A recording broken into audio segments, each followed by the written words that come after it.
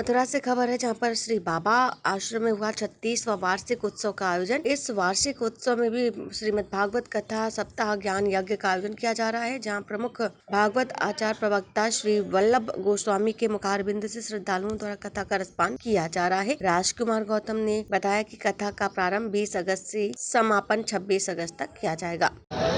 कंस को मारने के बाद श्री कृष्ण कन्हैया 10 वर्ष मथुरा में विराजे। महाभारत की, जरासंध की बहुत सारी योजनाएं भगवान ने यहीं रह करके बनाई, तो भगवान का नाम श्री मथुराधीश प्रभु पड़ा।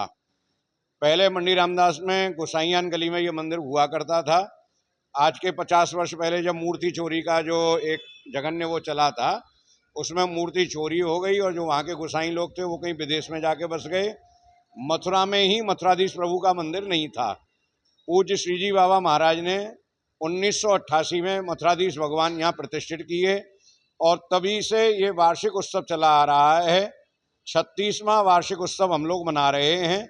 रक्षाबंधन वाले दिन 56 भोग होता है ठाकुर जी का, और भाद्रपद कृष्ण पक्ष प्रतिपदा से लेकर के और सप्तमी तक 108 श्रीमद् भागवत कथा होती है। 108 विद्वानों के द्वारा भागवत महापुराण का सस्वर पाठ किया जाता है और भागवत जी की कथा होती है।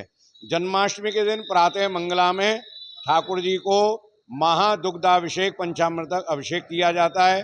ठाकुर जी के नवरत्नों का दिव्य श्रृंगार होता है। उसके बाद भगवान की जन्मपत्री वाँची जाती है, बधाई गायन होता है, फिर महाभोग आता है, भंडारा चलता है। शाम को 6 बजे से रात्रि के 12 बजे तक फिर बधाई गायन और भजन, बड़े बड़े कलाकार आकर के अपनी अपनी भेंट ठाकुर जी को यहाँ सुनाते हैं। रात्रि को 12 बजे पंचामृत के भगवान के जन्म के दर्शन खुलते हैं। नवमी को प्रातः 10 बजे से 1 बजे तक श्री कृष्ण जन्म महोत्सव, जिसे नंद महोत्सव कहते हैं, वो यहाँ मथुराधीश प्रभु के मंदिर में मनाया जाता है। 8 फुट लंबा भगवान का सोने का पालना है, जो पूरे विश्व में नाथद्वारा के बाद केवल मथुराधीश भगवान के मंदिर में यहाँ पर ही उपलब्ध है। भगवान का नवरत्न जटित श्रृंगार होता है। यशोदा जी, नंद बाबा गोपी ग्वाल स्वरूप बनते हैं।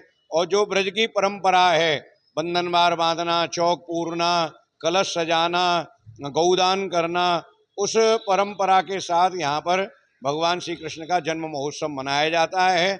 आज उत्सव का प्रथम दिवस है। आज से ठाकुर जी की बधाइयाँ गवनी शुरू हो गई हैं और एक तरफ भागवत कथा का आनंद आ रहा है। ये सारे काम यहाँ के जो अधिपति हैं श्री महंत श्री राधाकांत गोस्वामी जी के सानिध्य में किया जा रहा है। व्यास जी, ये कृष्ण नगरी मथुरा है और यहाँ पे हर इवेंट को जो क्या कि दो बार मनाया जाता है, इसको लेकर आप क्या कहेंगे? जनता की क्या?